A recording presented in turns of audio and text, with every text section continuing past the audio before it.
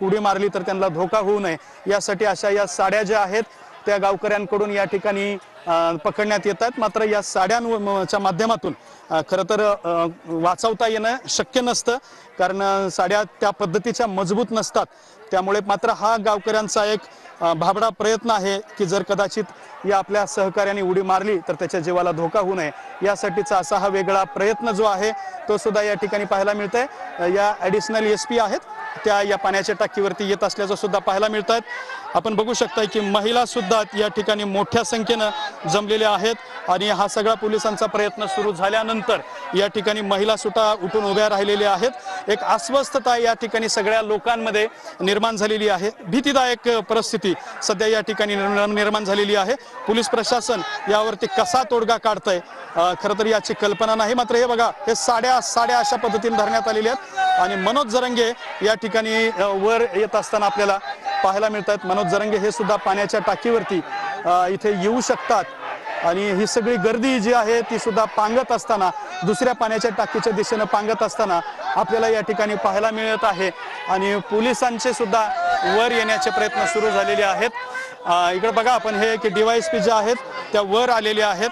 या पाण्याच्या टाक्या कमकुवत आहेत, मोठ्या संख्येनं या ठिकाणी जर लोक आले तर अरे इकडे ना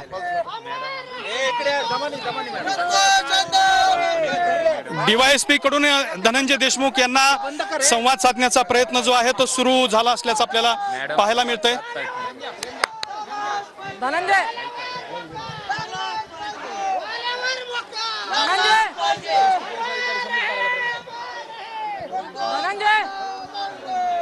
ओ धनंजय थोड्याशा पाठीमागे बरं का, हे तुटलेलं आहे त्यांना सांगा SP सर आले खाली बोलवतात।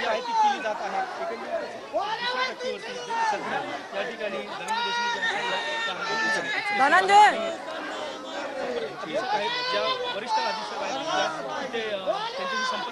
धनंजय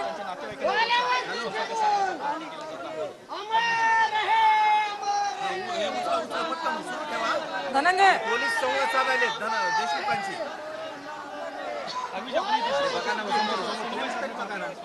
धनंजय SP सर खाली आलेले आहेत। धनंजय SP सर खाली आलेले आहेत। माझी एक तरी गोष्ट ऐकली का? SP सर खाली आलेले आहेत। 12 वाजेपर्यंत फोन चालू होते त्यांच्या आरोपीचे। SP सर खाली आलेले आहेत, आपण बोलू त्यांच्याशी। खाली चला प्लीज, प्लीज विनंती आहे, प्लीज विनंती आहे। गाडीतली इन्क्वायरी झाली नाही, सगळे पुरावे नष्ट केले। तुम्ही काय सांगायचं खाली सांगा ना। माझ्या भावाला न्याय मिळणार नाही, मला मरावं लागलं। तुमच्या भावाला न्याय मिळवून देण्याची जबाबदारी आमची। नंतर न्याय द्या माझ्या भावाला। धनंजय मला अजिबात जगण्याची इच्छा नाही राहिली। ऐका भावाला अरे पुरण मी सांगितलं होतं आमचं पण मला त्या दिवशी मी समोर फोन लावून विष्णू चाटेला फोन चालू होता त्या दिवशी। 12:30 वाजता मी फोन केला विष्णू चाटेला, मला बोलतो तुम्ही त्यांना का नाही कॉल केला? धनंजय आताचा विषय वेगळा आहे। आपण त्याचा मोबाईल टाकून दिला तुम्ही, 20 दिवस झालं तुम्ही। माझ्याकडे तपास नाही आहे धनंजय, तुमचं CID म्हणजे नाही यायची, मला मारायचं आहे साहेब। माझा दोष तुमच्यावर नाही, ह्यांच्यावर आहे।